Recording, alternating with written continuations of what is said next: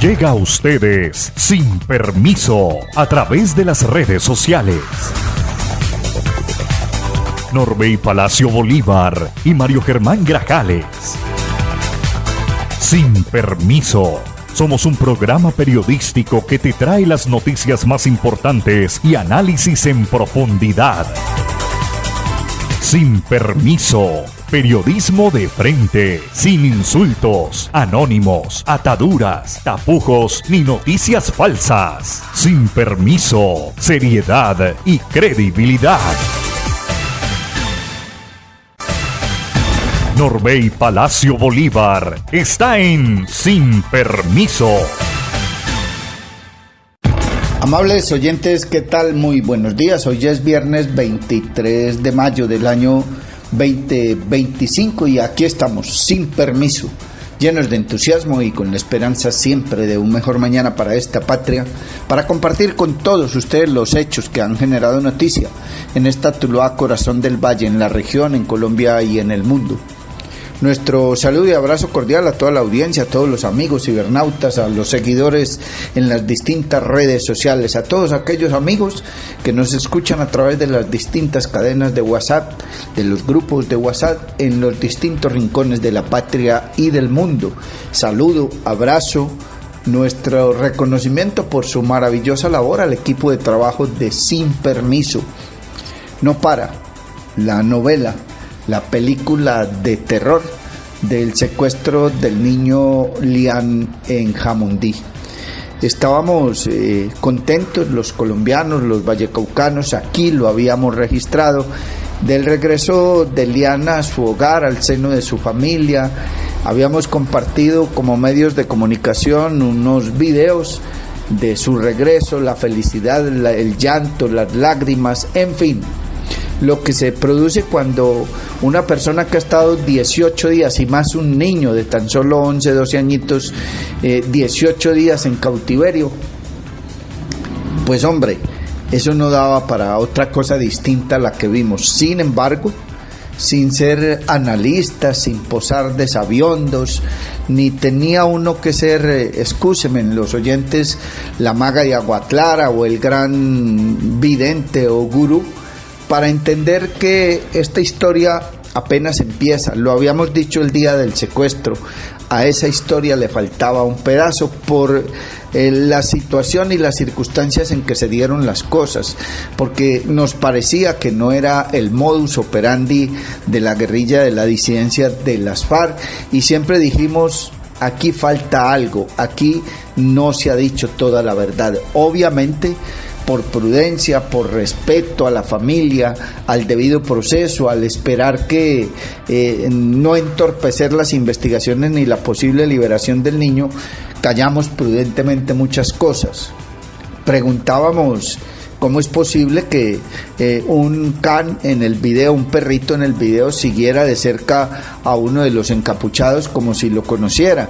Decíamos igualmente que cómo llegan a buscar y el niño, mejor dicho, se lo encontraron fue de chiripa, como decimos los montañeros o los campesinos, porque buscaban a otra persona y le decían, dígale a ese man que salga o le matamos el pelao. Esos análisis los hicimos en su momento, y ayer cuando nos dijeron regresó el niño tampoco quisimos ahondar por respeto, porque era un menor que acababa de retornar al seno de su familia, pero ya había especulaciones de que de eso tan bueno no dan tanto, y que no era un acto humanitario, sino que se había pagado un rescate.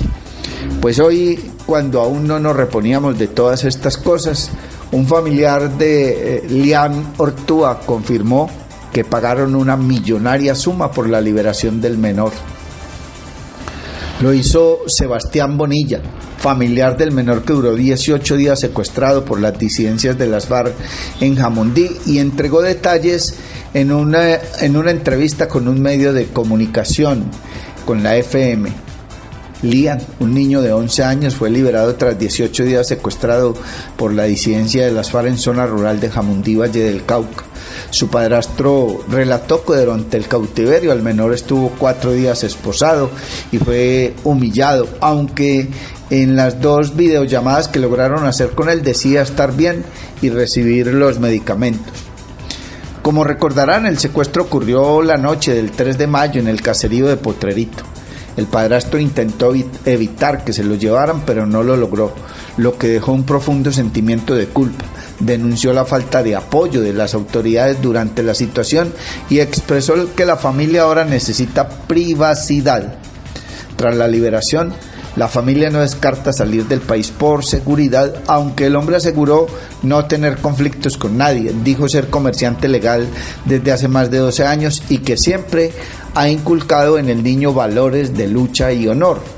Aunque reconoció que el secuestro fue un acto organizado, decidió perdonar a los responsables. Al ser preguntado sobre si esperaba justicia, respondió con resignación, dejando la decisión en manos de las autoridades y de cada una de las personas involucradas. Pero Sebastián Bonilla, hermano de la mamá de Elian, reveló que sí pagaron a los delincuentes para que soltaran al niño.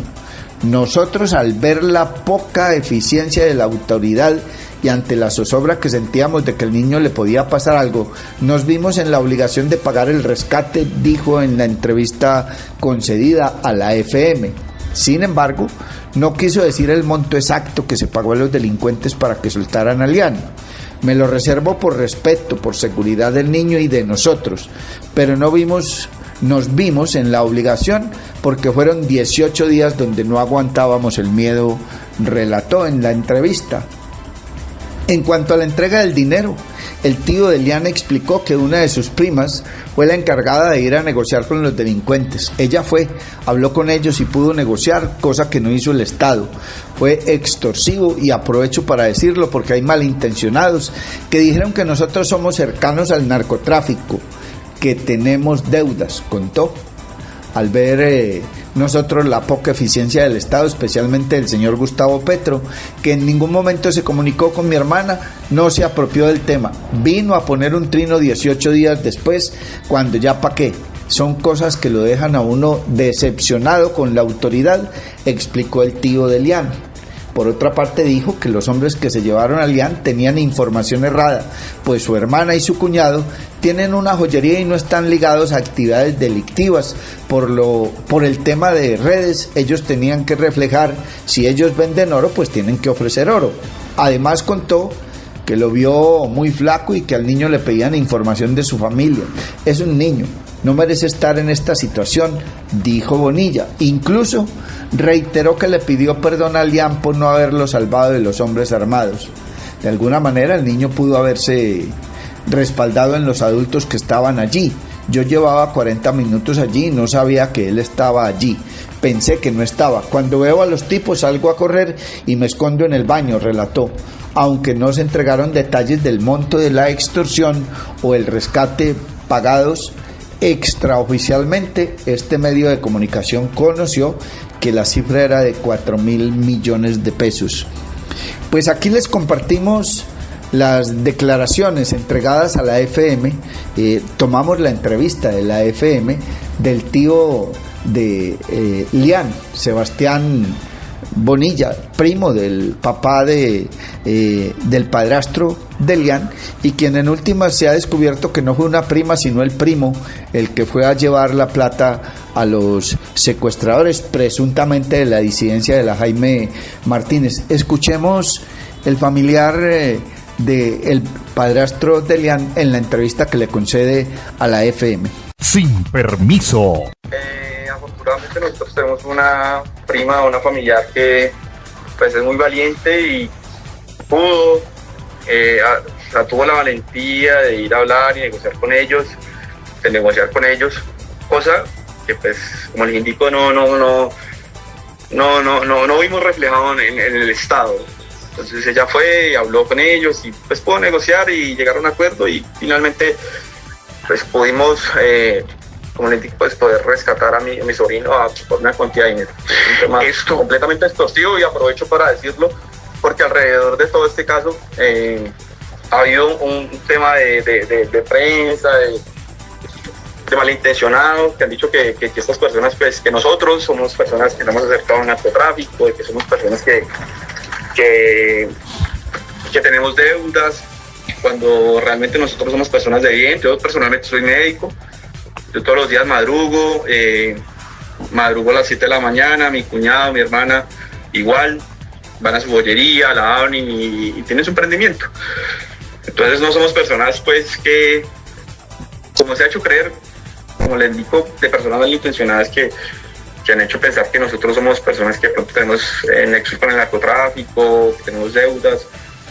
Y bueno, y estas personas pues que se llevaron al niño tienen una información completamente errónea de nosotros, precisamente por el negocio que como le indico, mi cuñado y mi hermana tenían de una joyería, pues porque por el tema de redes ellos tenían que reflejar, pues si ellos venden oro, pues tienen que ofrecer oro.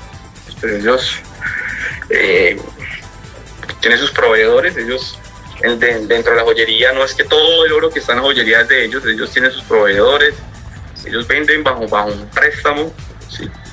Entonces, bueno, esos delincuentes pues se llevaron al niño y pidieron una cantidad de dinero pues que en estos momentos realmente nos dejaron endeudados, pero como indico, o sea, en este momento lo que primaba la vida era el niño, y al ver nosotros la poca eficiencia del Estado, especialmente el señor Gustavo Petro, que en ningún momento se comunicó con mi hermana, que la llamó y tuvo un tema de solidaridad con ella, no se apropió del tema, se vino a comunicar ya, vino a poner un trino en Twitter o sea, 18 días después cuando yo para qué, o sea, cuando ya.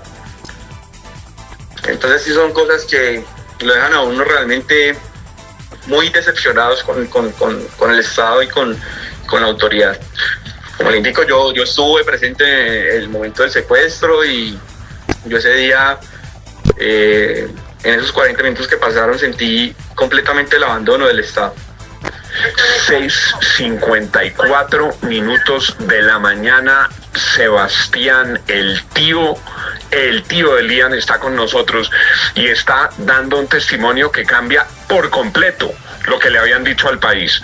Lo que le habían dicho al país es que la presión de las autoridades había logrado que lo entregaran.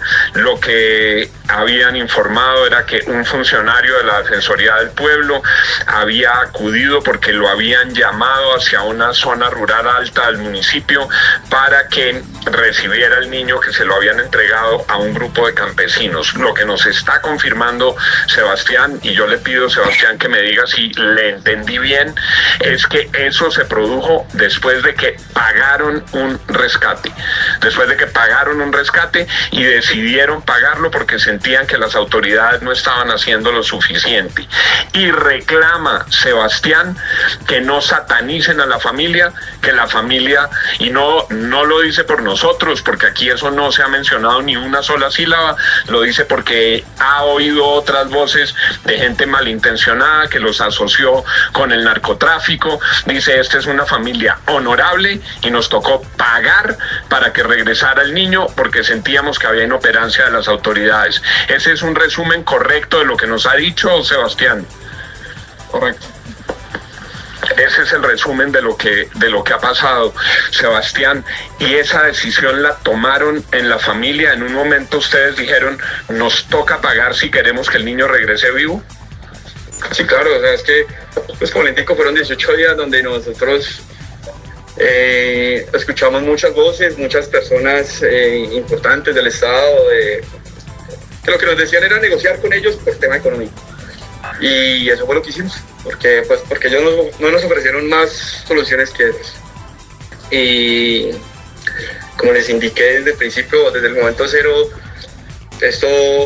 yo sentí una completo abandono del Estado frente a nosotros, porque si a nosotros vivíamos allá en el condominio en el que estábamos, en el que ocurrieron todos los hechos, pues porque nos sentíamos seguros. Habían 3 porterías, había una estación de policía 10 minutos aproximadamente, que es la estación de Potrito.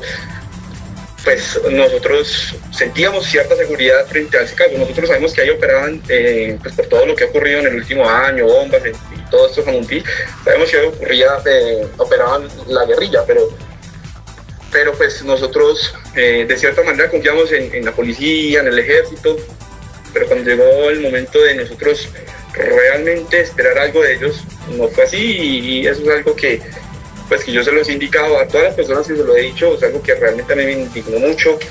Yo tomé un video, los hechos ocurrieron a las 6:50 de la tarde y yo hice un video a las 8:30 de la noche y no había llegado absolutamente ninguna autoridad, ni ejército, ni policía a rescatarnos. Tuvieron que rescatarnos mi hermano, que Sebastián, en este momento a las 6:57 estamos enlazados en directo con el canal RCN, con Noticias RCN, porque usted le está contando al país lo que el país no sabía. Al niño no lo liberaron porque había presión de las autoridades, al niño, lo dice su tío, lo liberaron porque la familia tomó la decisión de pagar un secuestro extorsivo para preservar la vida del niño. Sebastián, lo escuchan todos nuestros oyentes, todos los televidentes del canal RCN. La familia tomó la decisión de pagar para salvar la vida del niño. ¿Lo escuchan, Sebastián? Bueno, como le indicaba yo, nosotros tomamos la decisión de pagar la cuota que ellos nos indicaban, porque realmente no vimos la eficiencia de las autoridades, no vimos avance en la investigación. Nos decían que el niño, pues evidentemente yo los entiendo, no podía haber un rescate por el niño porque por el riesgo que el rescate requería, pero pues eso no nos ofrecían ninguna otra solución. Simplemente nos decían, tenga paciencia, eso es un tema que se puede demorar. Nos hablaban de un mes, de 2 meses, y pues son cosas que para una familia, tener un niño de 11 años secuestrado allá, sin saber en qué condiciones lo tenían, sin saber lo estaban torturando, no, pues era completamente difícil, era algo inaudito. O sea, para nosotros, como les decía ahora, había noches donde nosotros logramos conciliar el sueño 2 horas. A mi hermanita, pues, tuvo que ser hospitalizada muchas veces en la clínica por temas de ataques de pánico, de ansiedad, de estrés. Y bueno, pues esto es muy difícil para nosotros, es un tema que claramente que nosotros no le digamos, pues Sebastián, ustedes sentían que la autoridad no estaba haciendo lo suficiente y en algún momento nos mencionaba Sin Permiso. Está usted escuchando Sin Permiso, y tenemos que decirle, una vez escuchada esta entrevista, que al parecer, presuntamente, este fue el detonante, el señalamiento, la acusación a las autoridades de policía, a los organismos de inteligencia y al propio presidente Gustavo Petro, de que no hicieron nada, de que no se movieron para nada y que ellos eran trabajadores honestos y comerciantes muy honestos, para que media hora, tal vez en el mismo espacio de tiempo, 5 o 10 minutos después, o en el mismo instante, la revista Semana entregara un artículo, una supuesta investigación de la revista Semana, en la que da cuenta y afirma que recibió de parte de las autoridades de policía la historia secreta detrás del secuestro de Elian, y ha dicho que es una deuda entre poderosos narcos y terror de una guerra sin cuartel. Para las autoridades, el secuestro del niño Lian José Ortúa Bonilla el pasado 3 de mayo en Jamundí, Valle del Cauca, no fue un caso más de rapto de personas en esa zona del país, sino una prueba de fuego que incluso amenazó con poner en jaque a toda una región, dice textualmente el informe de la revista Semana. En la última semana esta revista consultó varias fuentes, entre las que se encuentran altos oficiales de la Policía Nacional y organismos de derechos humanos locales e internacionales que estuvieron al tanto de este hecho, y todos llegan a la misma conclusión: no pudimos hacer mucho porque era un tema de una vieja deuda entre narcos. Este jueves, la Policía Nacional le confirmó a la revista Semana que tiene en su poder esta información y que la está consolidando con las distintas agencias de inteligencia. De acuerdo con estos testimonios, al niño no se lo llevó la disidencia Jaime Martínez con fines extorsivos, sino que ese grupo presuntamente estaba cumpliendo una orden del poderoso capo Diego Rastrojo, quien habría pagado para secuestrar a Joshua Suárez, padrastro de Elian, o Angie Bonilla, su señora madre.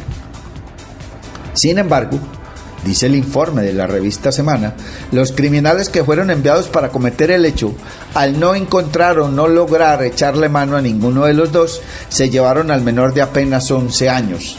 Todo fue un error, dijo esa estructura disidente de las FARC presuntamente.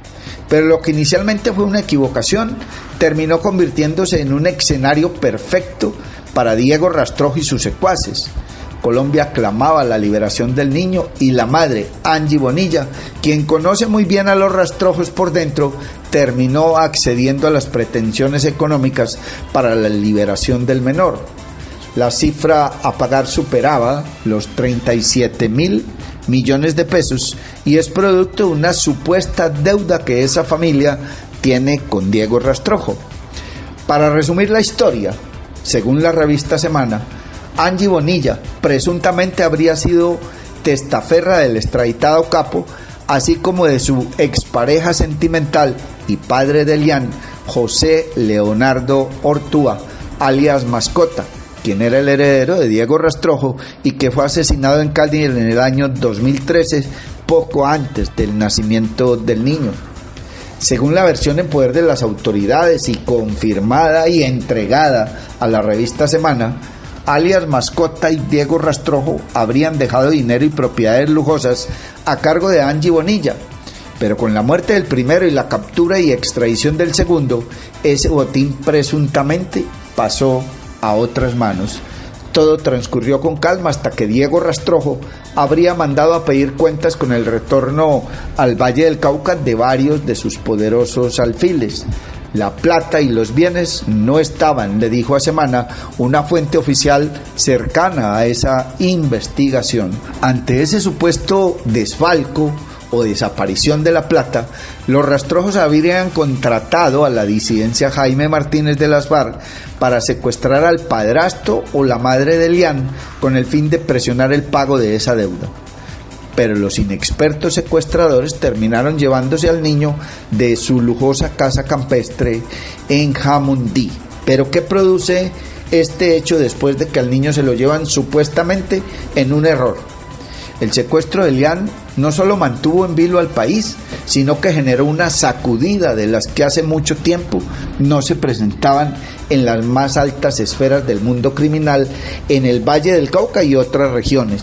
Según la revista Semana, fuentes buscaron intermediación de personajes como Pipe Tuluá, alias El Alacrán, Guacamayo, todos presos y pesos pesados del narcotráfico en esta zona del país, pero no fue posible. De acuerdo con las autoridades, los grandes capos del Valle decidieron mantenerse neutrales en esta disputa, pero sí habrían llamado a los Rastrojos para que se respetara la vida del menor. Asimismo, se comunicaron con la familia de Elian. Ellos le dijeron que no se podían meter, que lo único que podían hacer es velar por la vida del niño, pero la plata se debía pagar completa, señala también uno de los investigadores a la revista Semana. Incluso, por intermediación desde diferentes cárceles del país, a la familia de Elian se le permitió enviar un medicamento esencial para la salud del niño y también que hubiera un puente de comunicación a través de videollamadas. Este último dato fue confirmado por el mismo padrastro, Joshua Suárez, a las afueras de la clínica Fundación Valle de Lili en la noche del pasado miércoles. Sí, hablamos un par de ocasiones, a él lo tuvieron amarrado los primeros 4 días, afirmó en esa comunicación. Y luego lanzó una respuesta polémica a una pregunta que nadie le hizo. Como dicen los viejos, los abuelos, explicación no pedida, acusación manifiesta. Abre comillas. Contrario a lo que se ha dicho, Yo soy un hombre legal, tengo mi empresa de joyería hace 12 años y todo es legal. Semana conoció la historia detrás del secuestro del niño Lian José Ortúa hace aproximadamente una semana. Ese medio indagó con varias fuentes y todas le confirmaron la veracidad. Ese medio se abstuvo de publicarla porque el menor aún estaba en cautiverio. Las autoridades le pidieron una semana divulgarla una vez el menor estuviera en libertad.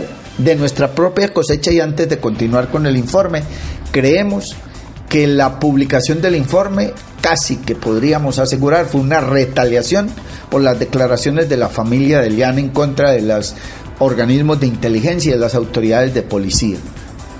Y dice a renglón seguido el informe de la revista Semana, la información era de conocimiento en la Policía Nacional, por eso no hubo operativos de rescate en la zona, y esa también fue una de las razones para que algunos organismos de derechos humanos se retiraran de la intermediación para la liberación del menor.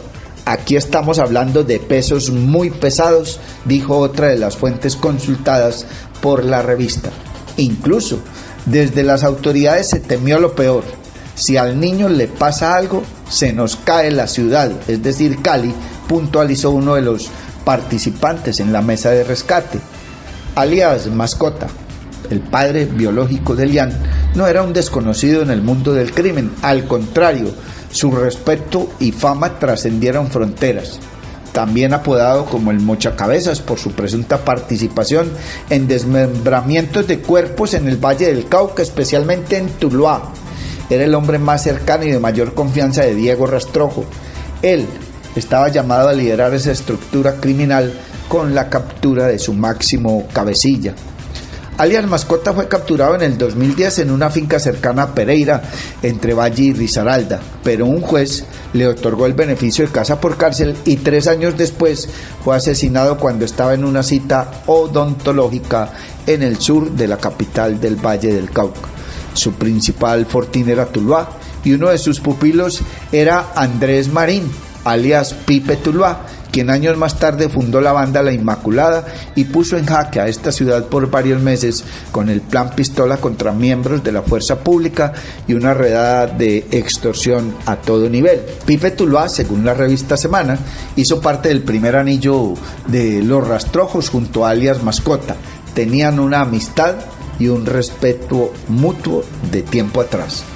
El padre biológico de Lian era cercano también a alias El Alacrán y a alias Guacamayo, quien en 2020 fue recapturado.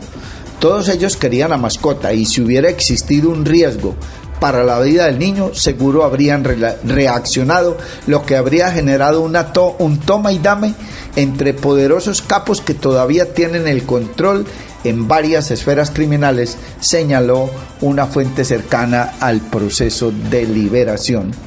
Muy temprano de ayer jueves, la familia de Lian salió a atacar a algunas personas que participaron en las mesas técnicas para la liberación del niño, incluso apuntaron hacia miembros del Estado.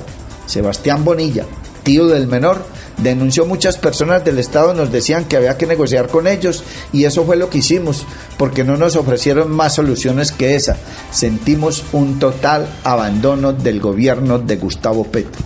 El hombre aseguró que tuvieron que pagar porque las autoridades no les ayudaran. Nosotros, al ver la poca eficiencia de la autoridad y con toda la zozobra de que le pudiera pasar algo, pagamos el rescate.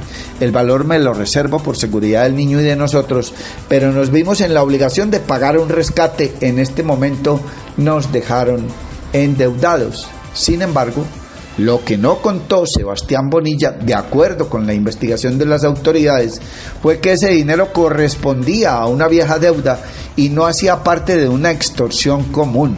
La cifra pagada, cercana a los 4.000 millones de pesos, sería el primer abono de la renta total que esa familia tendría con Diego Rastrojo. La revista Semana también conoció que ese dinero fue pagado en efectivo en la zona urbana de Jamundí en la mañana del miércoles 21 de mayo.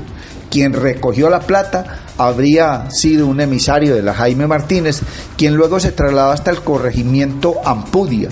Allí contaron uno a uno cada billete, dieron aviso al delegado de los Rastrojos y llamaron a la Cruz Roja Internacional y a la Defensoría del Pueblo para entregarles el niño. Días antes, ese proceso de entrega del dinero fracasó.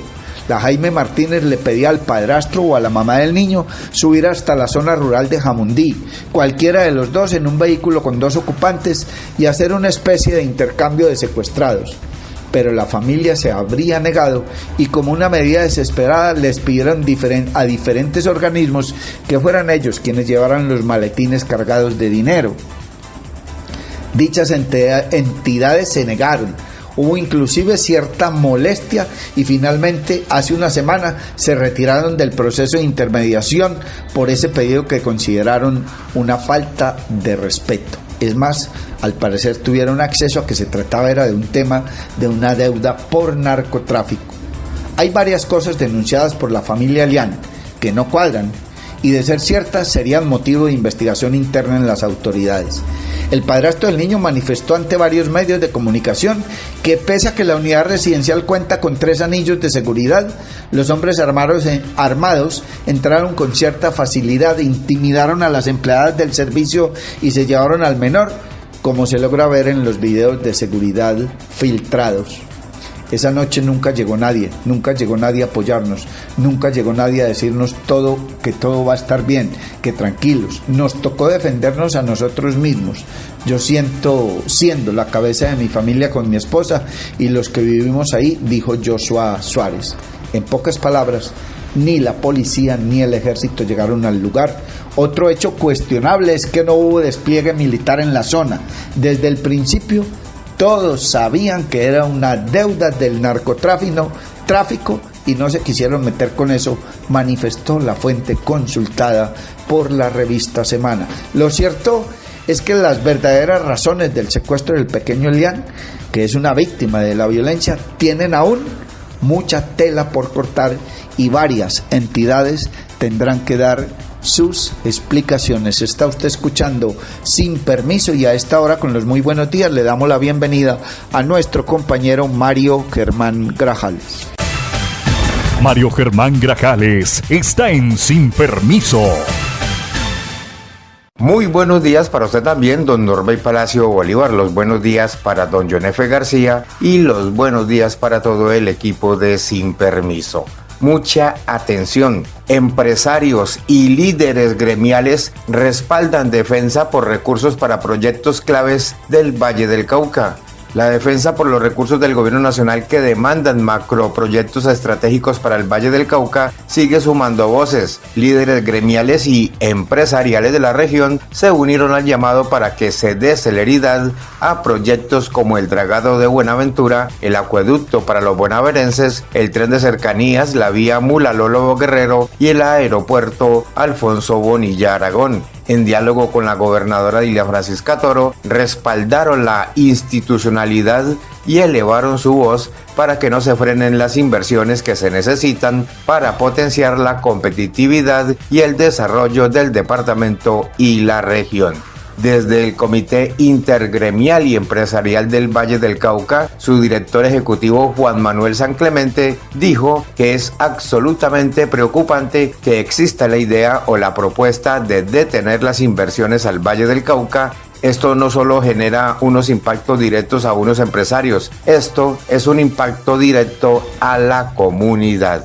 Hoy con una fenomenal reunión en donde convocamos a todo el sector privado, a organizaciones de diferente índole y por supuesto con participación de la gobernadora del Valle del Cauca, analizamos como región qué realmente es lo que necesitamos. Y lo que necesitamos es alejar de los debates políticos los intereses legítimos de los vallecaucanos, y por eso en esta reunión que nacieron varias propuestas, nace la posibilidad de crear una agenda permanente por el Valle del Cauca, por la defensa del Valle del Cauca, porque necesitamos inversiones en diferentes sectores, no solamente los proyectos estratégicos, sino también en inversión social y en seguridad. Y esa agenda permanente avanza a partir de hoy con el apoyo de la Gobernación del Valle del Cauca y por supuesto todos los gremios empresariales del departamento y, muy importante, también con la comunidad.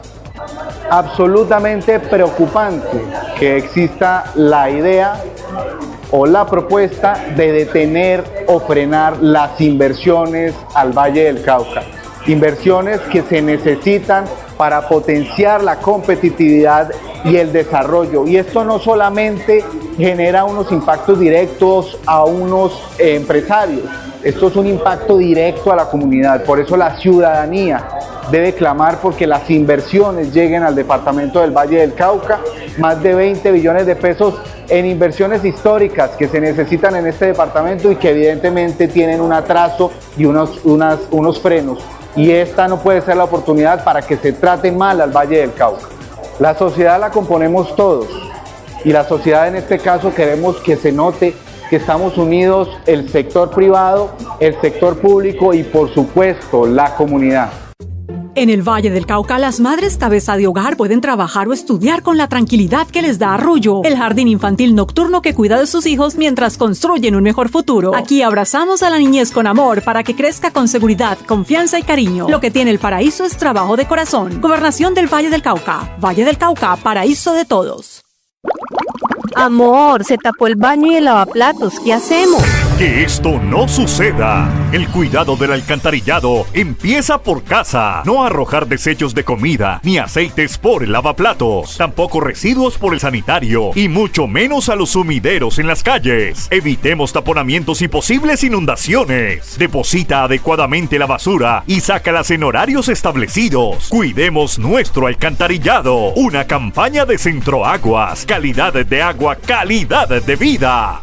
Vive una experiencia mágica con la naturaleza en Macumba. Acogedoras zonas sociales, senderos ecológicos, zona de camping, piscina infinita con agua natural y una espectacular vista del Valle del Cauca. Visítanos en la vereda Cristalina, vía a Palermo, a tan solo 2 kilómetros del casco urbano en Trujillo, pasadías y hospedaje. Información y reservas 315-551-0120, 313-743-9042. Encuéntranos en Facebook, Hospedaje Campestre Macumba, Mirador del Valle. Sin permiso. En Sin Permiso presentamos el resumen de los hechos judiciales más importantes de la región, el país y el mundo.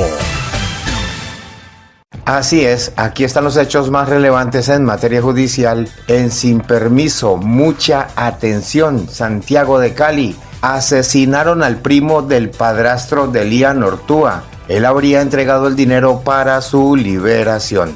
La mañana de este jueves se conoció la noticia de que el primo del padrastro de Elian Ortúa, el menor secuestrado en Jamundí que fue liberado este miércoles, fue asesinado en el barrio Bretaña de Cali. La noticia fue confirmada por el personero de Cali, Gerardo Mendoza, quien afirmó que el hombre se llamaba Antonio Cuadros. Además, consternado, indicó que condena este acto. La muerte no puede hacer carrera y mucho menos Cali convertirse en un corredor de sangre. El personero Mendoza se mostró afectado por este hecho, puesto que caminó junto a Cuadros exigiendo la liberación de Elian, quien estuvo retenido durante 18 días en contra de su voluntad. Muy lamentable lo que acabo de recibir como noticia, la muerte de Antonio Cuadros, asesinado. Se dice por parte de los familiares que fue él quien entregó el dinero por la liberación de Elian. Todo es un acto repudiable. La muerte no puede hacer carrera en el territorio. Cali necesita ser un corredor de paz. No podemos permitir que los violentos sigan interviniendo y comprometiendo la vida de aquellas personas que alzan su voz reclamando justicia.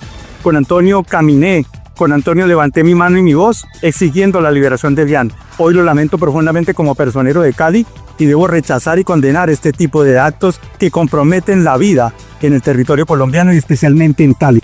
Es decir, señor personero, esta persona estuvo en medio de la liberación de Elian. ¿Qué otros detalles se conocen de cuál fue su rol en este papel? Primero decir que Antonio reclamó conmigo, estuvo en los diferentes velatones, en la marcha, exigiendo la liberación de Elian. Con él interactué y ahorita los familiares manifiestan que fue la persona que intervino en la liberación del menor, transportando el dinero, situación que censuro y condeno, porque no puede perpetuarse la criminalidad a partir de situaciones como esa. De ahí mi rechazo como personero de Cali para que este tipo de actos no sigan cometiéndose y no hagan carrera. ¿Es un atentado? ¿Se tiene conocimiento que ya el CTI fueron varios disparos? Pues aquí está la fiscalía diciendo que fue un homicidio, un atentado a bala. y por lo tanto merece todo mi reproche. Y mucha atención, una trágica y dolorosa noticia enluta a las comunidades de Guadalajara de Buga y Manizales, capital del departamento de Caldas. Juan José Medina Triana, un joven de 23 años, estudiante de ingeniería en la Universidad Autónoma de Manizales, perdió la vida en un accidente casero. El hecho tuvo lugar en el barrio San Jorge, donde el joven residía. Según versiones preliminares, Juan José habría subido al techo de la vivienda en un intento por encontrar a su gato, que se encontraba perdido. Sin embargo, al pisar una parte del techo, las tejas cedieron ante su peso, provocando una caída desde una altura de al menos 3 pisos hasta el patio de una casa vecina. El impacto fue fulminante y pese a los intentos por auxiliarlo, el joven falleció en el lugar de los hechos. Las autoridades han iniciado la investigación del caso, aunque todo apunta a que se trató de un lamentable accidente doméstico. Juan José era oriundo de Guadalajara de Buga y se encontraba terminando sus estudios en Manizales. Y mucha atención. Municipio de Guadalajara de Buga, en el corregimiento del Placer, se registró un homicidio por arma de fuego. En ese sitio, personal del CTI realizó la inspección técnica al cadáver de Carlos Alberto Barona Londoño, de 31 años, quien presenta heridas en diferentes partes del cuerpo ocasionadas con arma de fuego. Los móviles agresores, materia de investigación. Y mucha atención que en el municipio de Roldanillo se registró una fuerte balacera. Como Cristian Alejandro Giraldo, fue identificado el hombre víctima de las balas en Roldanillo en la parte exterior de un taller y almacén de repuestos. Cristian Alejandro Giraldo se dedicaba a conducir un furgón, además era un apasionado de los caballos. En el mismo hecho, otras 2 mujeres resultaron heridas, una de ellas falleció en una clínica del municipio de Tuluá cuando recibía atención médica. La mujer fue identificada como Dora Zorrilla, la hija está también herida. Se pudo conocer que las víctimas tenían un restaurante por el mismo sector donde se presentó este hecho sicarial el día jueves. Y en el municipio de La Unión también se registró una balacera donde 2 mujeres fueron atacadas. Una de ellas perdió la vida y hasta ahora se ha podido conocer que la víctima fatal respondía al nombre de Lina. Unos hechos violentos registrados en la tarde de este jueves en el norte del Valle del Cauca, en el municipio de La Unión y Roldanillo. Por ahora, estos son los hechos más relevantes en materia judicial en Sin Permiso. Amor, se tapó el baño y el lavaplatos, ¿qué hacemos? Que esto no suceda. El cuidado del alcantarillado empieza por casa. No arrojar desechos de comida ni aceites por el lavaplatos. Tampoco residuos por el sanitario y mucho menos a los sumideros en las calles. Evitemos taponamientos y posibles inundaciones. Deposita adecuadamente la basura y sácalas en horarios establecidos. Cuidemos nuestro alcantarillado. Una campaña de Centroaguas. Calidad de agua, calidad de vida. Vive una experiencia mágica con la naturaleza en Macumba, acogedoras zonas sociales, senderos ecológicos, zona de camping, piscina infinita con agua natural y una espectacular vista del Valle del Cauca. Visítanos en la vereda Cristalina, vía a Palermo, a tan solo 2 kilómetros del casco urbano en Trujillo, pasadías y hospedaje. Información y reservas 315-551-0120, 313-743-9042. Encuéntranos en Facebook, Hospedaje Campestre Macumba, Mirador del Valle. Lo que tiene el paraíso es trabajo de corazón. Aquí nuestro sabor contagia al mundo. 76 escuelas de salsa reciben apoyo para mantener vivo el ritmo que nos identifica y 767 becas impulsan el talento de 666 estudiantes y 101 coreógrafos para llevar nuestro espíritu en cada paso y compás. Porque aquí creemos en los sueños de los artistas que nos hacen sentir orgullosos de nuestra identidad. Gobernación del Valle del Cauca, paraíso de todos. Sin Permiso. Gracias, John F., compañeros y cibernautas, amigos todos. Está usted escuchando Sin Permiso y como no nos gusta insistir y pasar cuentas de cobro, porque en casos como esto aquí no hay vencedores ni vencidos, lo cierto es que sigue faltando mucha tela por cortar. No había terminado las declaraciones de el tío de este jovencito secuestrado, de acusar al presidente, de acusar a las autoridades, de acusar a todo el mundo, cuando reiteramos, se dio a conocer y se publicó un informe de la revista Semana que acabamos de compartir con ustedes, donde cuentan de la vieja deuda de esa familia con los capos del narcotráfico en el Valle del Cauca y específicamente con Diego Rastrojo. Y para darle más visos de credibilidad a esa historia, se había acabado de dar la liberación, se habían acabado de entregar declaraciones, entrevistas y demás, cuando fue asesinado un familiar de Lian Ortúa, y precisamente lo señalan de haber sido el que entregó el dinero de la extorsión. El hecho se presentó en Cali. Según las autoridades, el asesinato ocurrió en el barrio Bretaña de la capital vallecaucana. La víctima junto a su esposa participaron en la liberación. El reciente homicidio de Antonio Cuadros, primo de Joshua Suárez, padrastro del pequeño Lian, conmocionó al Valle del Cauca, sumándose a la ya compleja situación derivada del secuestro del menor en esta región. El asesinato se produjo pocas horas después de la liberación del niño, quien permaneció en cautiverio durante 18 días. De acuerdo con la información confirmada por el personero de Cali, Gerardo Mendoza, los hechos ocurrieron en la calle 9E con 23, en el barrio Bretaña de Cali. Sujetos armados atacaron a una pareja en un restaurante, resultando herido Cuadros, quien perdió la vida en el lugar. La mujer que lo acompañaba, de 54 años, fue atendida tras presentar heridas. Al parecer, esta pareja de compañeros estaban precisamente desayunando en una cafetería del sector. Según las versiones de medios como Blue Radio, habría sido Antonio Cuadros el encargado de entregar el dinero a las estructuras ilegales responsables del secuestro para asegurar la liberación de Lian. Fuentes consultadas por la revista Semana indicaron que Antonio Cuadros fue el intermediario en la entrega de la suma solicitada, desplazándose hasta una zona rural de Jamundí para encontrarse con miembros de las disidencias de la Jaime Martínez. Ese grupo armado es el señalado de haber ejecutado el secuestro, además de tener vínculos con el narcotráfico y enfrentamientos internos por disputas territoriales en el suroccidente del país. El hecho de que Antonio Cuadros fuera la persona encargada del intercambio lo puso en una posición de alto riesgo.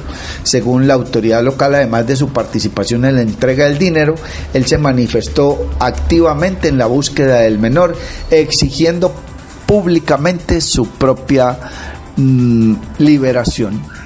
Una situación, reitero, que enrarece mucho más, que complica muchísimo más esta ya difícil situación en el Valle del Cauca, que tiene que ver con el secuestro del niño Lian Ortúa, su posterior liberación, el pago de una suma de dinero que parece ser no era ninguna extorsión, sino el pago de una deuda con un capo del narcotráfico en el Valle del Cauca. Está usted escuchando Sin Permiso, y mucha atención que la Corte Suprema negó la libertad a Álvaro el Gordo García Romero y pidió investigar a sus abogados. La Corte Suprema de Justicia negó la solicitud de libertad presentada por la defensa del ex senador Álvaro García Romero. Además, ordenó compulsar copias disciplinarias contra sus abogados. La Sala Especial de Primera Instancia de la Corte Suprema de Justicia resolvió negar la solicitud de libertad presentada por la defensa del excongresista Álvaro el Gordo Alfonso García Romero dentro del proceso que se adelanta en su contra. En su decisión, la Corte ordenó denegar la solicitud de libertad por vencimiento de términos invocada por la defensa de Álvaro Alfonso García Romero. En la misma providencia, el alto tribunal también ordenó compulsar copias disciplinarias contra Santiago Aguirre Osa y Luis Felipe Aguirre Vázquez, de conformidad a lo descrito en el inciso final del artículo 365 de la Ley 600 de 2000.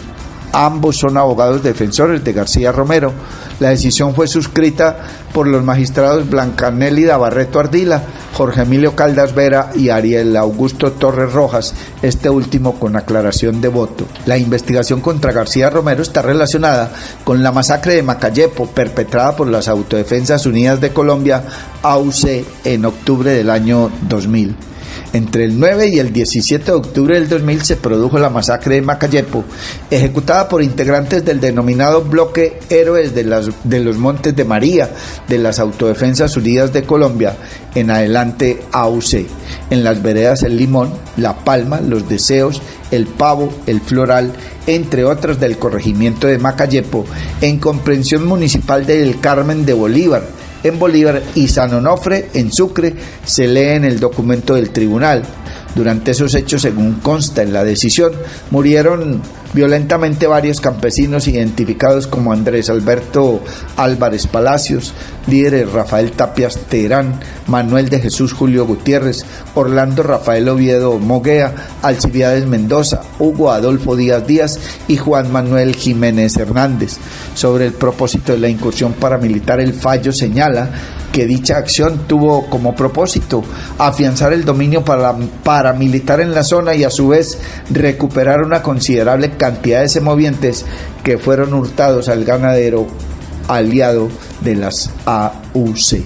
Con esta decisión, la sala dejó en firme la continuación del proceso en contra del excongresista. Está usted escuchando Sin Permiso, y a esta hora Mario Germán Grajales tiene más información. Sin Permiso. Mucha atención. Sin Permiso en Guadalajara de Buga. Allí se impulsa el acceso a vivienda digna con jornadas de asesoría territorial.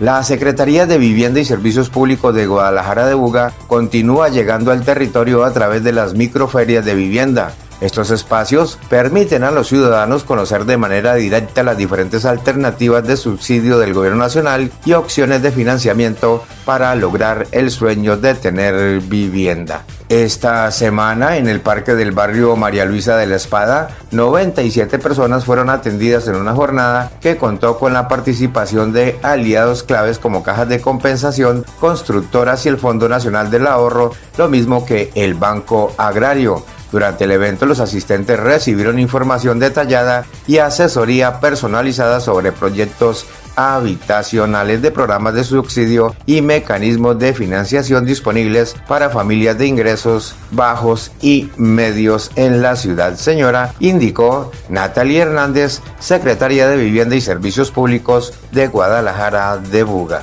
Por directrices de la alcaldesa Carol Martínez, nos encontramos en el territorio. Ella siempre está muy pendiente de atender las comunidades. Hoy estamos desde la Comuna 5 atendiendo los barrios Jorge Eliezer Gaitán, La Honda, El Jardín, María Luisa de la Espada. La feria la hemos pensado para que las personas que quieran acceder a proyectos de vivienda que estén en oferta en el sector privado puedan acercarse a estos espacios que hemos abierto para que ellos vengan, tengan su comunicación con los bancos, las cajas de compensación, el Fondo Nacional del Ahorro, y pues como te dije, las constructoras que tenemos ahorita en el sector o en el municipio vendiendo sus proyectos. La Secretaría está articulando todas las entidades, también tenemos aquí jornada de cisbenización, tenemos el Cisben, el Banco Caja Social, hoy nos está acompañando la Caja de Compensación con Pandi, tenemos la constructora Valle Alto, la constructora Cúbico y demás entidades. Nosotros lo que hacemos es un acompañamiento para que las personas que quieran acceder a estos créditos, estos beneficios de las entidades puedan acercarse y obtener pues la oferta que ellos tienen. Las personas que vayan a asistir a las posteriores ferias de vivienda que haremos en otros sectores de la ciudad, recomendarles que lleguen con su fotocopia de la cédula y la información de su grupo familiar para que ganen tiempo, puedan pasar pues por las diferentes entidades que tenemos en estas ferias. Reiterarles pues la invitación súper especial de la alcaldesa, porque en materia de vivienda Buga también merece avanzar. En la Gobernación del Valle del Cauca, tu voz cuenta. Conversatorios ciudadanos liderados personalmente por la gobernadora del Valle del Cauca y los alcaldes municipales. Escuchamos a la comunidad, identificamos sus necesidades y establecemos acuerdos que impactan positivamente la vida de todos. En este paraíso generamos compromisos, guiamos nuestras acciones para construir un departamento con más oportunidades y transformamos la vida de los vallecaucanos, cumpliendo lo prometido con trabajo de corazón. Gobernación del Valle del Cauca, paraíso de todos. Sin permiso. Mucha atención. El Valle de El Cauca lanza Observatorio contra la Discriminación Étnico-Racial y Red Étnica de Ciencia e Innovación. En el marco del Día de la Afrocolombianidad, el gobierno departamental presentó el Observatorio contra la Discriminación Étnico-Racial del Valle del Cauca y la Red Étnica de Ciencia, Tecnología e Innovación, REDETIC. Estas iniciativas buscan erradicar el racismo y la discriminación étnica al tiempo que promueve la inclusión y la participación activa en los ámbitos de la ciencia, la tecnología y la innovación en beneficio de las comunidades étnicas, indígenas, raizales y palenqueras del departamento. Hoy celebramos el aporte cultural, social y económico de la población afrodescendiente, raizal y palenquera en el Valle del Cauca, que representa el 27% de nuestra población. Sin embargo, es fundamental visibilizar el racismo y la exclusión que aún se enfrenta, dijo la gobernadora del Valle del Cauca, Dilian Francisca Toro. Bueno, hoy es un día muy importante porque estamos celebrando, primero, todo ese acervo cultural, todo ese desarrollo social, económico que nos han generado la población afrodescendiente, raizal y palenquera en el Valle del Cauca, que son el 27% de nuestra población. Pero también tenemos que visibilizar los problemas que tiene el racismo y la no inclusión de estas personas en muchos sectores. Y precisamente por eso hoy se está lanzando el Observatorio de la Antidiscriminación Racial que fue aprobado por la Asamblea Departamental y que ya lo sancionamos y que con Oscar se venía trabajando porque era un compromiso que teníamos y que lo estamos cumpliendo. Por supuesto, este observatorio va a servir como un instrumento institucional, político, para que en el Valle del Cauca no vuelva a haber racismo. Tenemos que posicionarnos como ese departamento sin racismo. Eso es fundamental, pero también para hacer reflexiones alrededor qué estrategias y qué podemos hacer para lograr que esto se pueda generar en el Valle del Cauca. Pero además, hoy se está creando la red de innovación, de ciencia, etnoeducación y tecnología, que es muy importante, ya tiene antecedentes. Nosotros desde la gobernación formamos 360 jóvenes precisamente en todo lo que tiene que ver ciencia, innovación y tecnología, tanto para afrodescendientes como para indígenas. También hemos dado maestrías y doctorados para afrodescendientes y para indígenas. Estos son procesos que hemos venido realizando porque desde la anterior administración tenemos el plan decenal afro y allí se estableció un plan de desarrollo especial para los afrodescendientes. Además de nuestro plan de desarrollo, tenemos un capítulo especial para los afrodescendientes. Entonces hoy es un día muy importante para decirle a los vallecaucanos y a la población afrodescendiente que el Valle se tiene que convertir en un departamento sin racismo. Para eso hemos creado este observatorio y estaremos, por supuesto, haciéndole seguimiento a todos esos proyectos, a todos esos procesos que de pronto se presentan y que necesitamos que se acaben en nuestro Valle del Cauca. Amor, se tapó el baño y el lavaplatos, ¿qué hacemos? Que esto no suceda. El cuidado del alcantarillado empieza por casa. No arrojar desechos de comida ni aceites por el lavaplatos. Tampoco residuos por el sanitario y mucho menos a los sumideros en las calles. Evitemos taponamientos y posibles inundaciones. Deposita adecuadamente la basura y sácalas en horarios establecidos. Cuidemos nuestro alcantarillado. Una campaña de Centroaguas. Calidad de agua, calidad de vida. Continuamos con más información, mucha atención. Puente de la Primera en Buga presenta buenas condiciones estructurales. En una auditoría técnica realizada por el contratista de la obra del Puente de la Primera en Buga, se confirmó que no se han identificado fallas ni condiciones que comprometan la seguridad de la estructura. Además, se aclaró que la presencia de Icopor en las juntas del puente es una práctica común y segura en este tipo de obras de ingeniería. Alfredo Almeida, subsecretario de Infraestructura de Transportes del Valle, indicó que el puente está en muy buenas condiciones estructurales y no presenta riesgo alguno. Las fisuras que se pudieron haber presentado no implican ningún riesgo estructural. El puente cuenta con todas las garantías para su uso. La Gobernación del Valle y en su nombre la Secretaría de Infraestructura se permite informar a la opinión pública que una vez enterados del informe que ha emitido la Interventoría del Puente de Buga, este informe está identificando la situación que vive el puente, está garantizando mejor todo lo que tiene que cumplir un puente para garantizar movilidad. Concretamente, en lo que se está manifestando sobre unas juntas, cuando se dice que hay Icopor en esas juntas son preconcebidas. Las estructuras, este tipo de estructuras se mueven diariamente. Las estructuras, cuando el clima es arduo, pues lógicamente esta estructura se expande. Cuando el frío coge la estructura, se contrae la estructura y tiene que haber un elemento, en este caso el Icopor, que absorbe esos movimientos para que no haya choque en la estructura y ésta se vaya a fracturar. Estas juntas son de obligatorio diseño y como tal los elementos, como en este caso el Icopor, tenían que colocarse. El Icopor es autorizado por las normas de puentes y lógicamente se ha colocado para absorber estos movimientos, inclusive sismos, todo tipo de movimientos, las cargas, no solamente las cargas por las cuales está sometido el puente, todo tipo de movimientos está absorbiendo, neutralizando para que no choquen los elementos de la estructura y a cambio esto amortigüe y pueda entonces funcionar como debe funcionar un puente perfectamente. Así que en resumen, el puente está en muy buenas condiciones estructurales, el puente no tiene riesgos. Algunas fisuras que se pueden haber presentado son unas fisuras que no tienen ningún riesgo estructural y como tal el puente tiene todas las garantías para su uso en las condiciones ideales.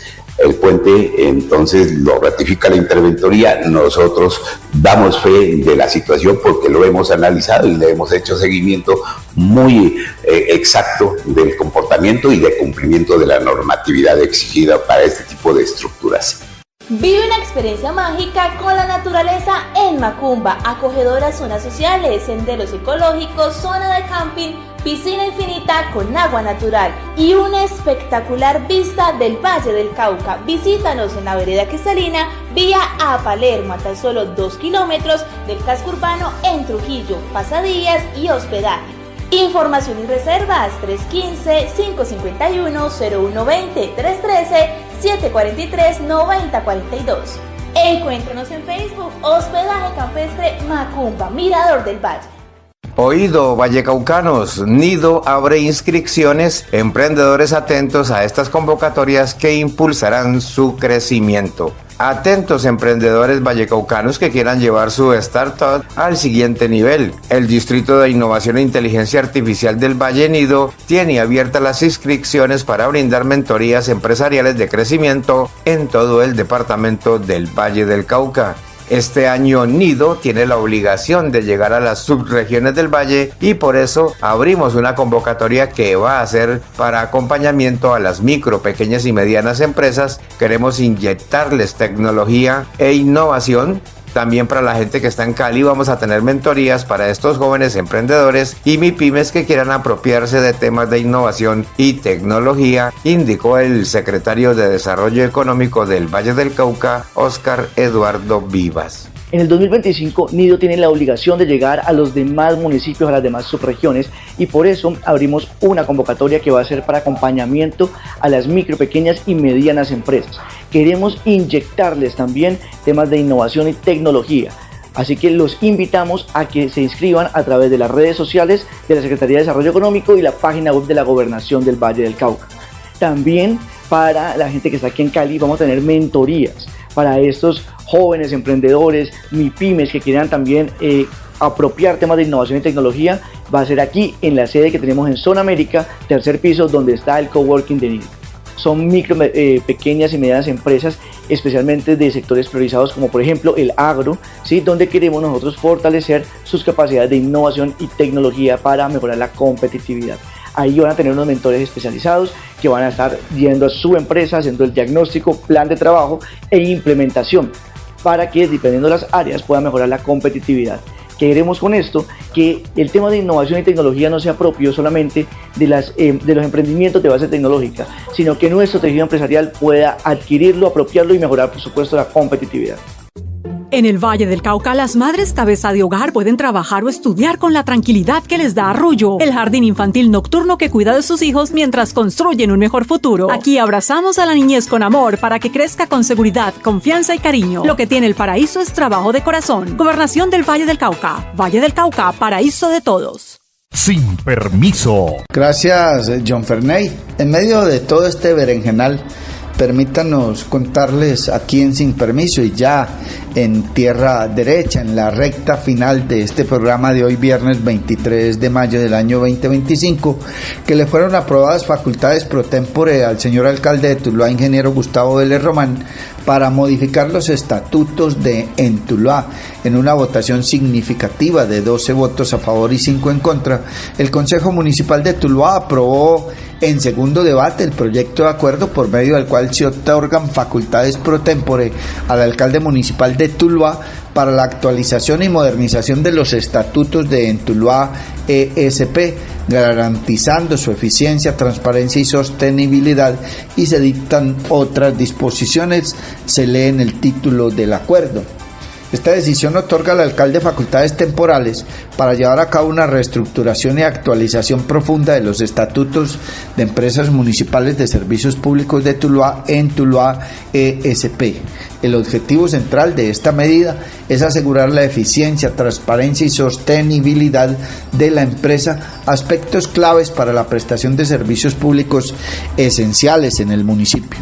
Al destacar el liderazgo y la habilidad de la joven concejal Mariana Agudelo, quien fungió como ponente de esta importante iniciativa, su trabajo fue crucial para guiar el debate y asegurar la comprensión de los alcances del proyecto entre los cabildantes. Asimismo, fue fundamental el acompañamiento y la disposición del gerente de la entidad, Salomón Ortiz, quien estuvo presente para aclarar todas las dudas surgidas durante las discusiones, demostrando compromiso y el entendimiento de la propuesta. La aprobación en segundo debate representa un respaldo mayoritario de los concejales a la iniciativa del Ejecutivo, que busca fortalecer la gestión de Tuluá ESP y adaptarla a las necesidades y desafíos actuales. Las facultades pro tempore implican que el alcalde tendrá un periodo determinado de 6 meses para estos cambios, bajo el marco de lo establecido en el acuerdo y el control político del Consejo. Se espera que esta modernización estatutaria permita a Tuluá EPS optimizar sus procesos, mejorar la calidad de servicios que ofrece a los tulueños y garantizar su viabilidad a largo plazo, consolidándola como una empresa robusta al servicio de la comunidad. Esto es lo que se dice textualmente en algunos apartes del proyecto de acuerdo aprobado, pero lo que se dice en los mentideros y en los corrillos políticos es que ese acuerdo tiene otra finalidad, que reitero es pro tempore por 6 meses, y que tiene la posibilidad del Consejo de conceder 6 meses de prórroga en caso de que no hayan alcanzado a realizar el objetivo. Tiene como propósito, según los analistas políticos y los mentideros políticos de la Villa de Céspedes, 1.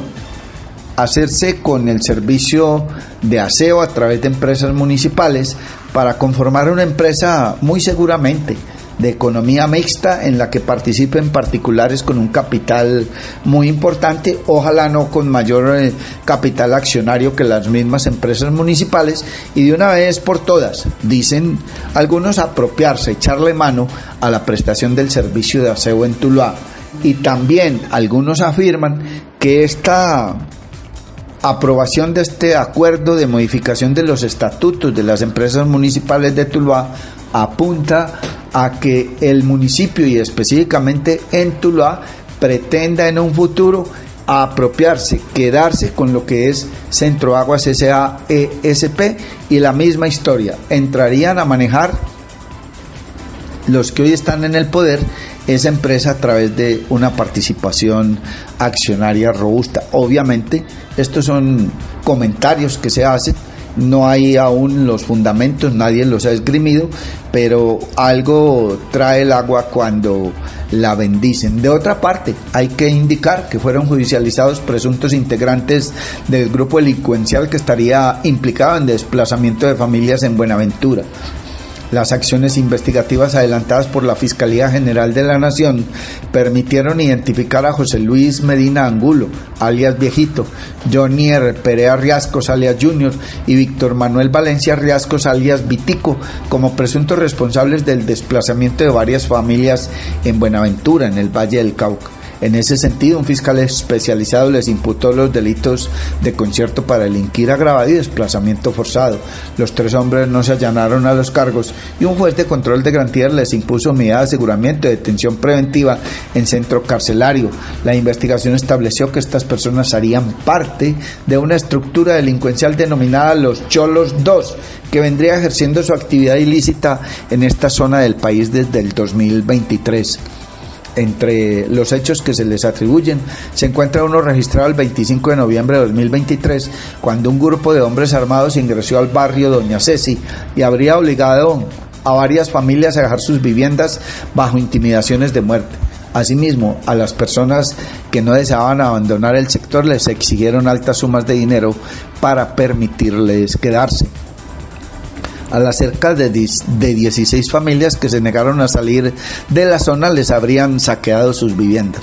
Los 3 hombres fueron capturados en diligencias de registro y allanamiento adelantadas a 4 inmuebles en el barrio R9 de este puerto por investigadores del Cuerpo Técnico de Investigación CTI, con apoyo de infantes de la Armada Nacional adscritos al Gaula Militar. Y como es de importante el historial, la memoria que queda en las distintas instituciones, la Fiscalía General de la Nación ha recordado las alianzas de Carlos Ramón González con el señor presidente Gustavo Petro, Claudia López y Jorge Iván Ospina. El exdirector del DAPRE no aceptó los 3 delitos que le imputó la Fiscalía, aseguró que eran calumnias. Durante la imputación de cargos a Carlos Ramón González, el exdirector del DAPRE, la Fiscalía hizo un perfil del considerado alfil del petrismo en el gobierno del cambio. Durante esa imputación a Carlos Ramón González, el exdirector del DAPRE, reitero, la Fiscalía realizó un perfil alfil del petrismo. El delegado del ente acusado resaltó el poder político y económico que ostenta el ahora imputado por la justicia. Carlos Ramón González es investigado como determinador en el escándalo de la Unidad Nacional para la Gestión de Riesgo de Desastres, UNGER. La Fiscalía le imputó los delitos de peculado, cohecho y lavado de activos, hechos muy graves para un exfuncionario tan cercano al presidente Petro. En el perfil que retrató la Fiscalía, resaltó la trayectoria política de Carlos Ramón González en la política y en el sector privado. En el primer escenario, aseguró la Fiscalía que su poder arrancó como líder estudiantil del M-19, luego en el Congreso, el Consejo de Bucaramanga y después como director ejecutivo del partido Alianza Democrática M-19, antes de transformarse en la Alianza Verde. En septiembre del año 2005 dirige el Congreso del partido, transformándose en el partido Opción Centro, luego Partido Verde, donde se desempeñó como director ejecutivo para el año 2013. Para el 2016 fue elegido como presidente ejecutivo del Partido Verde de las Américas, miembro del Global Green desde el año 2005. Usted ha sido un líder influyente de esa colectividad, lo que lo llevó a la dirección de en el 2005 hasta el 2009, dijo la Fiscalía. Con este partido, según la Fiscalía, Carlos Ramón González logró hacer alianzas importantes con el entonces alcalde, hoy presidente Gustavo Petro, y con los exalcaldes de Bogotá, Claudia López, y de Cali, Jorge Iván Ospina, un evento que confirma el poder político del imputado. Como director ejecutivo le aseguró una importante alianza con el movimiento progresista del entonces alcalde y hoy presidente de la República, Gustavo Francisco Petro Urrego, su integración con otros líderes políticos importantes como Claudia López y el exalcalde Jorge Iván Ospina, asegurando la consideración de su poder político, explicó la Fiscalía. Para el ente acusador es claro el poder político y económico que ostenta Carlos Ramón González, no solo por ser considerado la mano derecha del presidente, sino por la trayectoria en los diferentes sectores, principalmente en el político, lo que revela el alcance de su propia experiencia. Frente a esto se tiene que su formación profesional como abogado en ciencias políticas y resolución de conflictos, especialista en derecho del medio ambiente, son evidencias de su sólida ilustración y presupuesto de su distinguida condición. Súmese a lo anterior su importante desempeño político que se establece en su trayectoria de esta temática que se remonta a la década de los 80, señaló el ente acusador. El fiscal delegante de la Corte Suprema de Justicia imputó los delitos de peculado, cohecho y lavado de activos.